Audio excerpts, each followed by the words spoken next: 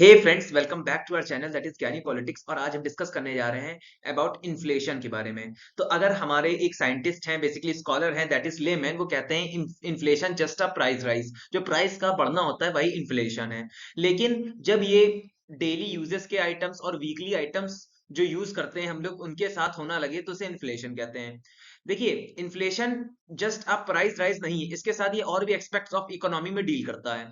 Inflation might take an ugly turn and lead to be a political crisis. आगे चल के ये बहुत ही बुरी तरह से पॉलिटिकल क्राइसिस में भी हेल्प करता है। ठीक है। India has been government thrown out the power of election due to price rise in daily uses items. अब जैसे कि इंडिया में होता क्या है, इलेक्शन के टाइम्स में सरकार various forms of subsidy announce करती है और आगे चलकर वही सब्सिडीज के लिए जो गवर्नमेंट लोन लिया है उसको रीपे करने में टैक्सेस बढ़ाए जाते हैं। अब आती है हमारी definition, a rise in general level of prices. Basically एक जनरल लेवल ऑफ प्राइसेस से किसी भी कमोडिटीज का प्राइस ऊपर जाना, उसी को हम इन्फ्लेशन कहते हैं। A substantial rise in the general level of prices मतलब एक कॉन्टिन्यूसली एक फिक्स लेवल पे राइज होना। अब यहाँ पे परसिस्टेंट का मतलब है continuously continuously increase in the general level of prices. ठीक है, यही बेसिकली कुछ डेफिनेशन है इन्फ्लेशन के बारे में। अब हम डिस्कस करेंगे what is the formula of calculating the inflation. तो फर्स्ट ऑफ ऑल, जिस ईयर का हमको लगाना है तो उसका रेट ऑफ इन्फ्लेशन हमको निकालना है। तो प्राइस लेवल उस ईयर का, देन उसमें से डिडक्ट कर देंगे प्राइस लेवल उसके ईयर में से उसके प्रीवियस ईयर का, और उसको डिवाइड कर देंगे प्राइस लेवल उसके प्रीवियस ईयर्स का, देन मल्टीप्लाई बाय 100। तो हमको रेट ऑफ इन्फ्लेशन निकल आएगा। अब टॉपिक ये आता है, why does the inflation occur. Inflation होता क्यों है? ठीक है, इसके बेसिकली बहुत सारे स्कॉलर्स ने दो रीजन दिए हैं। तो फर्स्ट, प्री 1970, 1970 से पहले का क्या था। अब देखिए हमारा अब यहाँ पे आता है, there is a rise of monetarist school economists use to agree about two reason behind the inflation. अब हमारे जो स्कॉलर्स हैं बेसिकली मॉनिटरिस्ट स्कूल के, उन्होंने दो रीजन दिए हैं। पहला, डिमांड पुल्स इन्फ्लेशन। अब जैसे जैसे डिमांड आती है उसकी वजह से भी इन्फ्लेशन बढ़ता है। अब mismatch between the demand and supply pulls the price. Basically जो हमारी डिमांड और सप्लाई का डिसबैलेंस हो जाता है, मींस डिमांड ज्यादा है सप्लाई कम है, और इसमें भी इन्फ्लेशन इंक्रीज करता है। Either demand increases over the same level of supply और the supply increases over the same level of demand. अब बेसिकली होता क्या है, या तो डिमांड कांस्टेंट है सप्लाई बढ़ गई है, या तो सप्लाई कांस्टेंट है या फिर डिमांड बढ़ गई है। ठीक है, उस केस में डिमांड पुल इन्फ्लेशन होता है, जिसकी वजह से इन्फ्लेशन का दर बढ़ता है।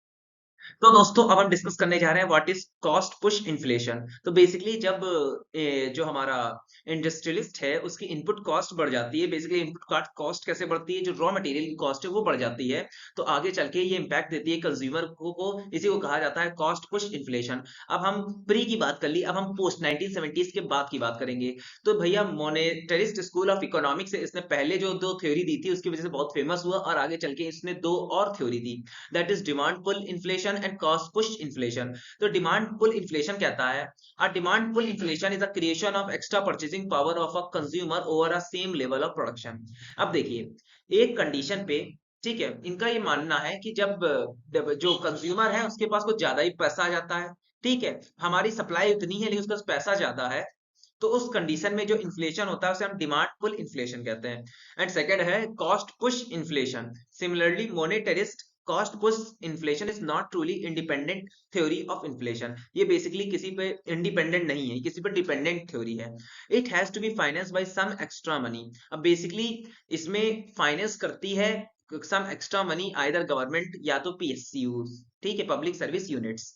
अब basically government revision public borrowing and printing of currency. अब पब्लिक कैसे मनी देगी, फर्स्ट ऑफ ऑल कहीं बाहर से लोन उठाएगी या तो करेंसी को प्रिंट करना शुरू कर देगी।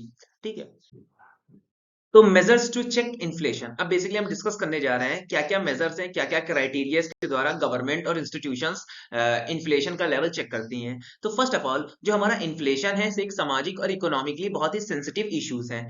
टाइम टू टाइम गवर्नमेंट कई सारी पॉलिसीज लाई जाती हैं, शॉर्ट टर्म पॉलिसीज और लॉन्ग टर्म पॉलिसीज लाई जाती हैं जिसकी वजह से इन्फ्लेशन को कंट्रोल किया जाए। तो फर्स्ट ऑफ ऑल है चेक करने के लिए demand side measures. In this category mainly two types of steps are taken. तो जो डिमांड साइड मेजर्स हैं इसके दो कंडीशन है, दो स्टेप है।